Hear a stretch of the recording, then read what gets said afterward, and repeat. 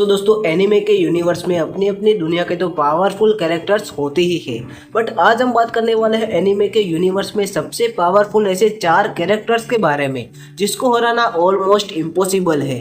और इन सब से भी अलग एक ऐसा कैरेक्टर है जो कि इमोर्टल है, इसको हराना किसी के भी बस की बात नहीं है।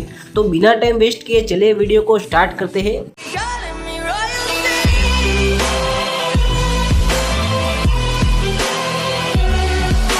सो दोस्तों इस वीडियो में हम उन चारों कैरेक्टर्स के पावर्स एंड टेक्निक्स के बारे में बात करेंगे और इसी के बेसिस पर हम जानेंगे कि कौन सा कैरेक्टर कितना स्ट्रॉन्ग है। तो सबसे पहले हम बात करने वाले हैं नंबर 4 वाले कैरेक्टर के बारे में जिसका नाम है मंकी डी लूफी। तो लूफी एक डेविल फ्रूट ईटर है, ठीक है, और उसके पास एक रबर की एबिलिटीज है। अगर बात करें उसकी पावर्स एंड टेक्निक्स के बारे में तो लूफी के पास काफी सारी हाकीस है जिसको उसने पजेस करके रखा हुआ है और उसके पास गियर 5 तक की पावर है जिसको वो स्विच करता रहता है लड़ाई के दौरान। सो दोस्तों इस वीडियो में मैं सभी कैरेक्टर्स के पावर्स एंड टेक्निक्स के बारे में तो बात नहीं करूंगा, क्योंकि अगर उन सभी के पावर्स एंड टेक्निक्स के बारे में बात करने लगा तो वीडियो काफ़ी लंबी हो जाएगी। सो मैं उन कैरेक्टर्स के कुछ मेन एंड इम्पोर्टेंट पावर्स के बारे में ही बात करूंगा। तो कम टू आवर टॉपिक, तो लूफी के पास ड्यूरेबल बॉडी है। सो लूफी पहले एक नॉर्मल बच्चा था अपने चाइल्डहुड में, ठीक है, but gum gum devil fruit खाने के बाद उसके पास एक स्पेशल एबिलिटी आ गई थी जो कि है रबर की एबिलिटी। और समय के साथ साथ लूफी की बॉडी अलग अलग फाइट के चलते काफी ज्यादा स्ट्रॉन्ग होती गई और अभी के टाइम पे लूफी इतना ज्यादा स्ट्रॉन्ग हो गया है कि वो पावरफुल विलन के साथ आराम से फाइट कर सकता है, वो भी बिना एक भी ब्रेक लिए। साथ ही में लूफी की फिजिकल एबिलिटीज भी काफी बढ़िया है। इवन तो वो अपने केन बुंशो को हाकी की मदद से फ्यूचर भी स्लाइस कर सकता है, मतलब कि वो इस हाकी की मदद से अपने ओपोनेंट के अटैक को काफी इजीली डॉज कर सकता है। साथ ही में लूफी के पास एक स्पेशल तरह की हाकी भी है, इसका नाम है हाउशोकू हाकी। ये हाकी ऐसी वैसी हाकी नहीं है जो कि ट्रेनिंग के दौरान सीख सके। ये hockey one of the most rarest hockey है पूरे वन पीस के सीरीज में, और पूरे वन पीस के सीरीज में अपना लूफी पांचवा ऐसा कैरेक्टर है जो कि इस हाकी को पजेस्ट करता है।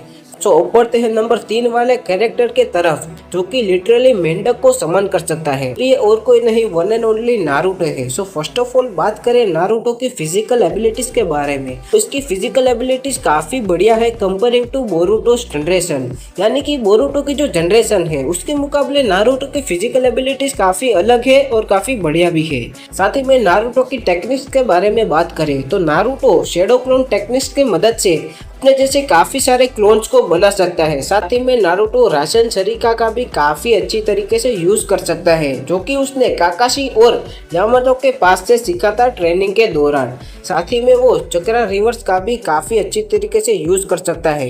इस टेक्निक का यूज नारुतो ने किया था 4th ग्रेट निंजा वॉर में। इसकी मदद से नारुतो ने काफी बढ़िया तबाही भी मचा दी थी। चक्रा रिवर्स के बाद नारुतो के पास सेज मोड भी है। चियारा के डेथ के बाद नारुतो ही पूरे गांव वालों की वन एंड ओनली होप बना हुआ था। सेज मोड के साथ ही साथ नारुतो के पास 6 पाथ सेज मोड भी है और ये लूफी के केस की तरह ही काफी गिने चुने लोगों के पास ही होता है और इन गिने चुने लोगों में से ही एक अपना नारुतो भी है। इस टेक्निक का यूज करते ही नारुतो के पास गजब की स्ट्रेंथ, स्टेमिना, इवन स्पीड भी आ जाती है। साथ ही में वो हवा में काफी स्पीड में उड़ भी सकता है और अपने आसपास की चीज़ों को काफ़ी अच्छी तरीके से सेंस भी कर सकता है।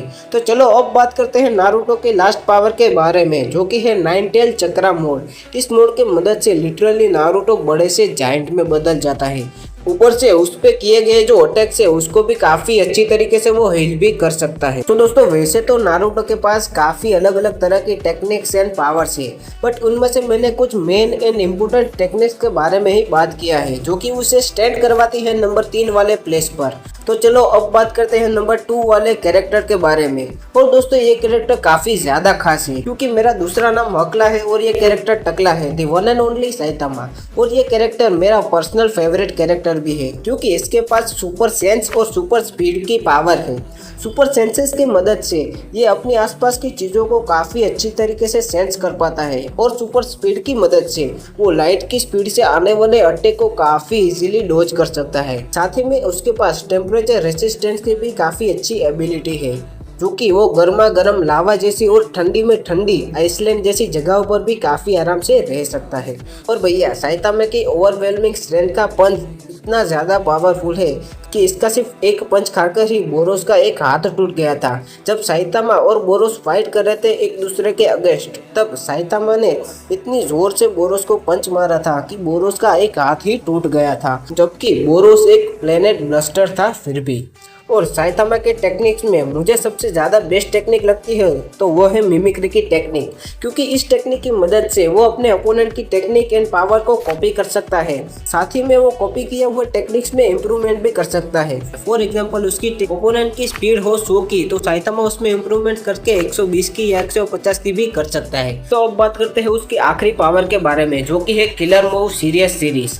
तो इसकी ये पावर लिटरली काफ़ी ज़्यादा पावरफुल है, क्योंकि जब बोरोस और साइतामा की लड़ाई हो रही थी तब बोरोस को इसने आधा डिस्ट्रॉय करके रखा हुआ था। अब किलर मूव पंच इतना ज़्यादा पावरफुल है, इस बात का आप अंदाज़ा इस बात से लगा सकते हो कि जब गोरा और साइतामा की लड़ाई हो रही थी तब वे एक दूसरे को इसी मूव से मारने वाले थे और इससे निकलने वाले जो शॉक वेव्स थे वही इतने ज़्यादा पावरफुल थे कि वो पूरी दुनिया को तबाह कर सकते थे। और साइतामा की इतनी पावर्स इनफ है इसको नंबर 2 पर स्टैंड करवाने के लिए। तो अब बात करते हैं नंबर 1 वाले कैरेक्टर के बारे में। और सच्ची में इसके पास इतनी ज़्यादा पावर्स एंड टेक्निक्स है जो कि इसे नंबर 1 पर स्टैंड करवाती है। तो अपने नंबर 1 वाले कैरेक्टर का नाम है गोकू। सो बात करते हैं इसकी पहली पावर के बारे में, that so many peoples know about is Kamehameha.